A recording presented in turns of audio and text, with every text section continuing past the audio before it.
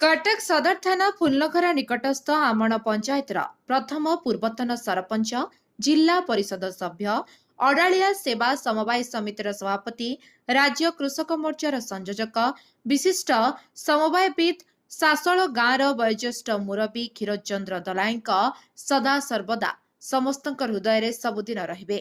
तांका द्वादश दिवस बुधवार संध्यारे सोसळ स्थित खेलपड़ियाଠାରେ आयोजित स्मृतिचारण सभारे सबु वर्गर जनसाधारण जोग देइथिले। आयोजित सभारे ससळ अभिराम परमहंस विद्यापीठर अवसरप्राप्त प्रधान शिक्षक राजकिशोर मिश्रଙ୍କ सभापतित्वरे अनुष्ठित होइतिला।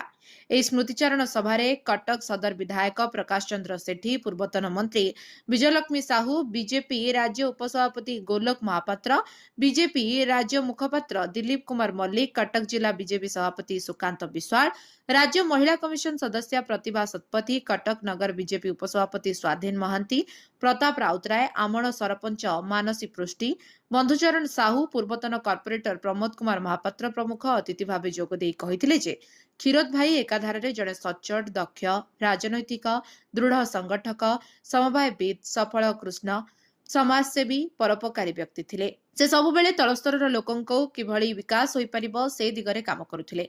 से दलमत निर्विशेष समस्तक सहित तांकर घनिष्ठ संपर्क मध्य रखिथिले।